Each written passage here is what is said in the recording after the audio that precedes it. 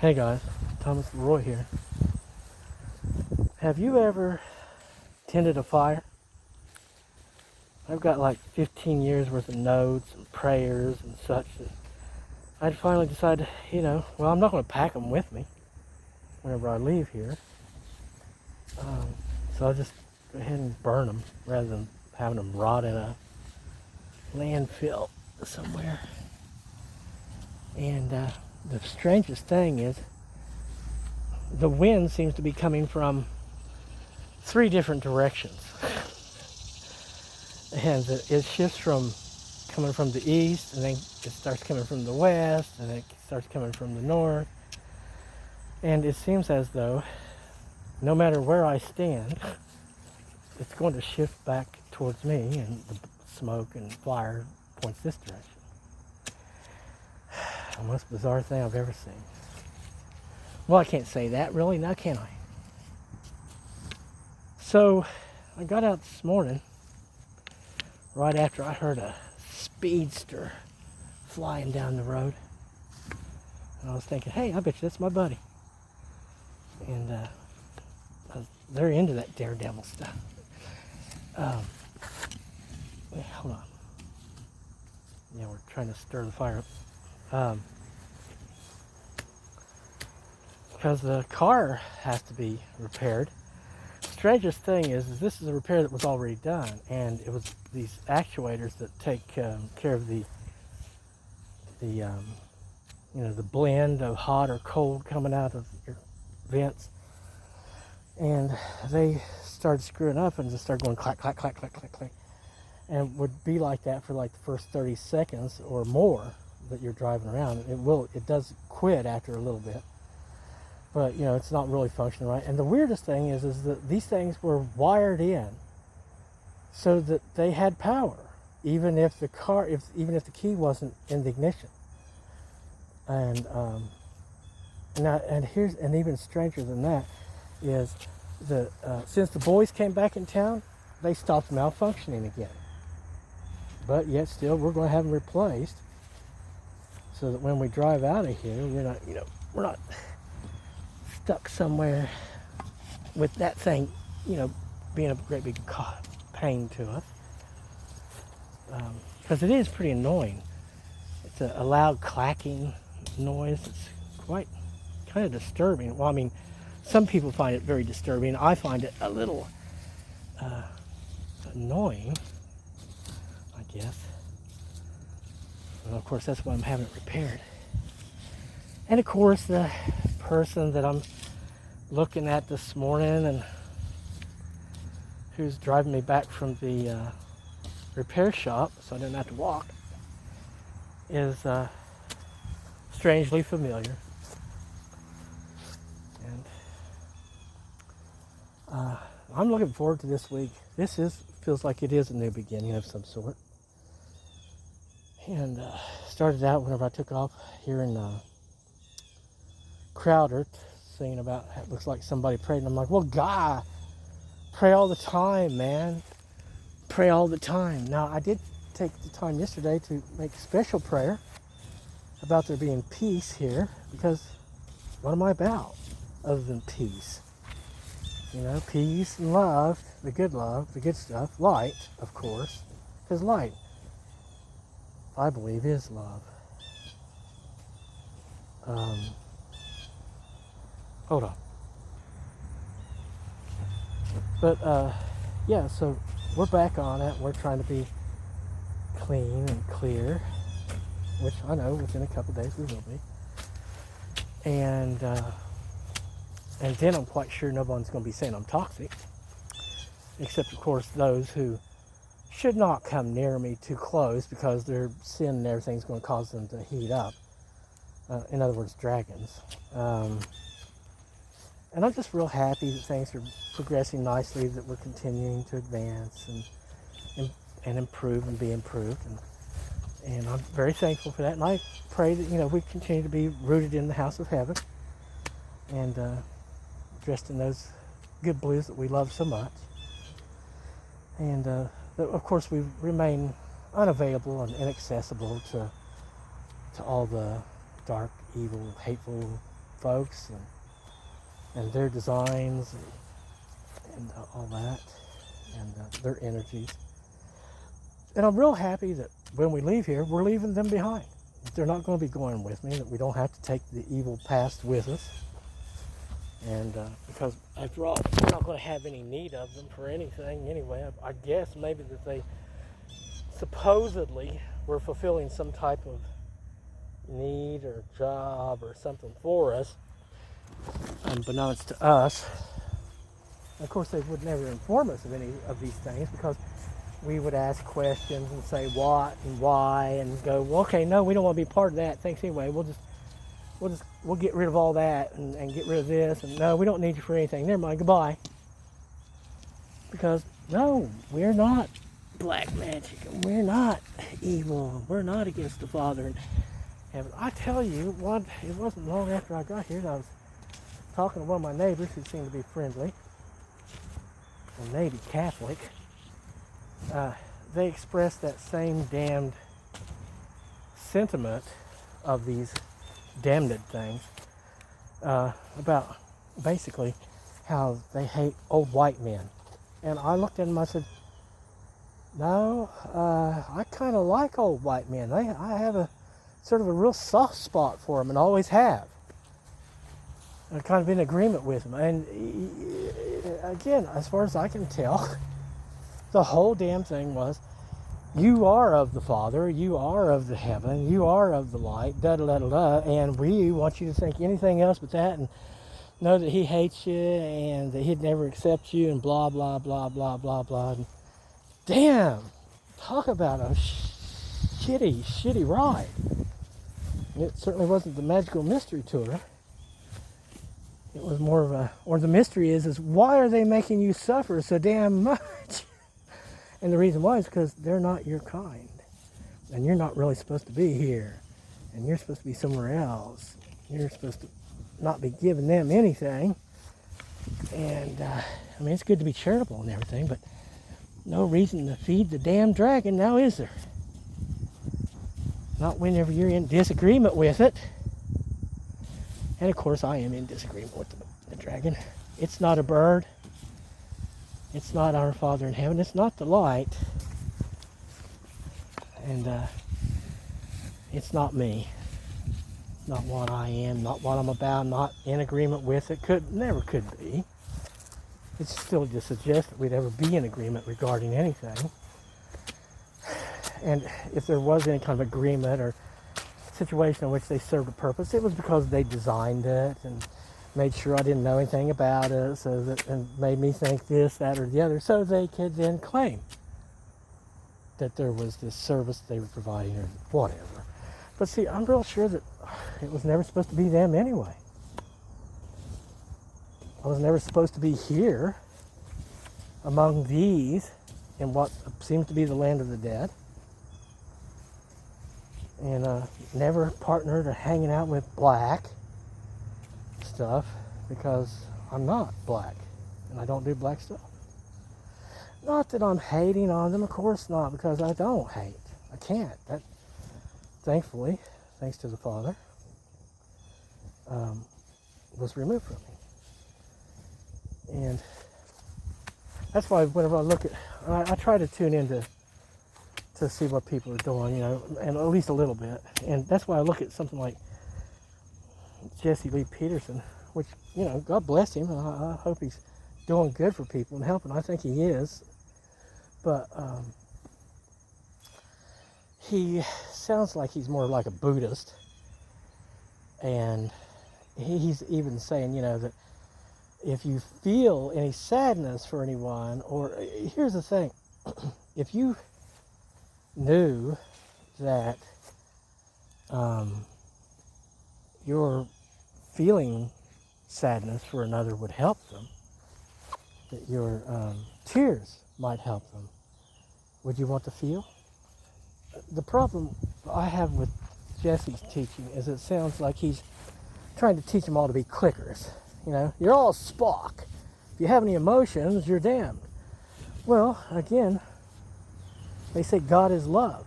Well, how can you have love for anything or anyone if you don't have any emotions and you don't acknowledge them. And see, the problem is people have to understand that hate is not a valid emotion. Wrath is not a valid emotion. It's an entity that masquerades as an emotion. Feeling love, appreciation, joy, sadness, those are all good emotions. I remember seeing recently some clips from South Park, and they were doing a clip of Butters, who's the innocent in the show. You know, he's basically just a baby who is got a good heart and an innocent soul. And he's sitting there on the corner crying his eyes out. He's really, really sad, and because his girlfriend dumped him. And apparently he really loved her. He cared about her an awful lot. Had that whole imagination thing of we're going to be this and that and be together, you know, blah, blah, blah. And his friends came along, and one of them was Stan, I think, yeah, and who had joined the goth club. Not the emo, the goth, because they want you to understand there's a difference. But still, they're all in black, and they're all black-pilled, and there's no reason, blah, blah, blah, blah, and it's all about... Anyway, they're like, well, you can come with us. We're going to go to the graveyard and read poems about death or something like that. He says, oh, no thanks. He says, but they said, but you just got dumped. And he's like, well, yeah, but the thing of it is that this sadness he's going through is because he's missing the happiness that he did experience. And so he's saying that he basically has to take the good with the bad, and that this is nothing more than a learning lesson, and that he knows that he'll go on to again be happy because he was before. And what that girl being in his life or not really didn't have, it was an enhancement to his happiness. It wasn't his happiness though. And he'd rather mourn it and get over it rather than join a bunch of crybaby pussies, I think, as he called it, as them. Because no, and this is not, this message is not meant for the pure, that's for sure, who have never been exposed to evil. But I'm just talking. Yeah, I'm real glad that I've been told I'm going to get what I want, which is my separation from the evil, damn people who have hated me and done all these things to me. Who basically all they did was mislead me. Here I was, I thought I was going to go help a friend, somebody who was in need, because that's the vibe. And it turned out all I'd done was gone to go meet with somebody who had asked for the best. And of course they couldn't explain what that was for or about. But I think it was they asked for the best because it'd probably be most tasty. What do you think? That they'd be able to take the most from them or something, or I'm not sure. But nonetheless, I am quite happy that things have changed, that we continue to change and progress and advance, and very happy about that. This stuff that they talk about my future, it's like, yeah, well, I doubt it, because it all does seem like it's of stuff that I probably let go of a long time ago at age 13. Only I didn't know it, because somewhere in a dream, what I thought was my father came to me and spoke to me, and who knows, maybe the evil witch was there too. But I think we're going to be through with it all real soon, or at least I hope so. We will get to move on as promised we would. And these people, no version of them, will follow me.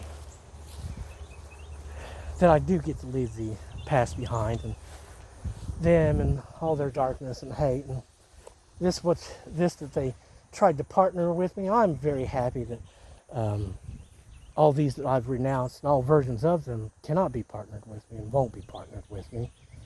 And or if there's any kind of lingering connections, those will all dissipate within the next couple of days and won't return. And or if I do need any help and somebody to carry some weight for me or something, that it would be provided by someone of day. And I say amen to that. Amen to all that's good and holy. And yeah, I can't see it, guys. All this stuff, whatever it was supposed to be, talking about having a kingdom and having the best of both worlds and stuff. All I've seen is this tremendous suffering, hatred, misunderstanding, purposefully done. So why the hell would you want to be joined with a bunch of people that are of hate? Not me. Not me, man. No, I'd rather be a servant in heaven than be a ruler in hell.